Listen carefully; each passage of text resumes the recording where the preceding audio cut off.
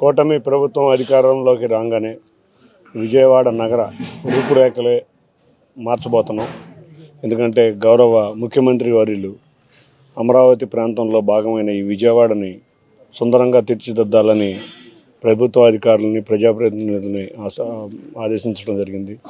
దానికి అనుగుణంగానే ఎమ్మెల్యే గద్దె రామ్మోహన్ రావు కానీ, ఇక్కడ కార్పొరేటర్ సాంబశివరావు గారు కానీ, ఈ శ్రీనివాస నగర్ కాలనీ, అంతేకాకుండా భారతీనగర్ కాలనీలో ఎన్నో రోడ్లు చేశారు. దాంట్లో భాగంగా ఇవాళ ఈ 2 రోడ్లకి 2 కోట్ల మున్సిపల్ కార్పొరేషన్ నుంచి సుమారు 2 కోట్ల రూపాయల వరకు శాంక్షన్ చేపించి ఈ రోడ్లని బాగు చేసే పనిలో ఇక్కడ పనిచేస్తున్నారు.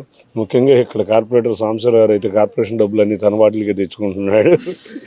అన్న విధంగా కాకుండా సమగ్రంగా విజయవాడ డెవలప్ అయ్యే విధంగా సమగ్రంగా ప్లానింగ్ చేస్తున్నాం. మొన్న కూడా మంత్రి నారాయణ గారితో, అధికారులు అందరితో, నేను గద్దె రామ్మోహన్ రావు, విజయవాడలో ఉన్న ఎమ్మెల్యేలు అందరూ కూర్చుని ఇక్కడికి అవసరమైన డ్రైనేజ్ కానీ, ఎస్టీపీ కానీ, ముఖ్యంగా ఈ ప్రాంతంలో ఉన్న నోవాటెల్ దగ్గర 2 ఫ్లైఓవర్ మధ్యలో ఉన్న ప్రాంతంలో నీరు నిలిచిపోతుంది. దాని మీద దృష్టి పెట్టాలని సీరియస్గా చెప్పడం జరిగింది. అంతేకాకుండా ఫ్లైఓవర్ల మీద నుంచి కూడా నీళ్లు వచ్చి రోడ్ల మీద పడుతున్నాయి.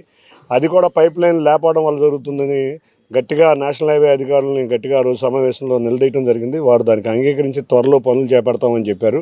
అంతేకాకుండా బెంజ్ సర్కిల్ నుంచి కూడా డ్రైనేజ్ పనులు ఇమీడియట్గా నేషనల్ హైవేస్ వాళ్ళు స్టార్ట్ చేయాలి. అది కూడా 1 నెల రూపాయల అది కూడా కార్యరూపం దాల్చబోతుంది. తప్పకుండా ఈ విజయవాడ నగరం ఆధునీకరంగా సుందర నగరంగా తయారు చేసే కార్యక్రమంలో మేము అందరం కలిసికట్టుగా కృషి చేస్తున్నాం. అదేవిధంగా గద్దె రామ్మోహన్ రావు గారు ఏ విధంగా నడుస్తారో అదేవిధంగా తూర్పు నియోజకవర్గంలో నేను కూడా ఈ కార్యక్రమాల్లో పాల్పంచుకుంటానని అందరికీ తెలియజేసుకుంటాను.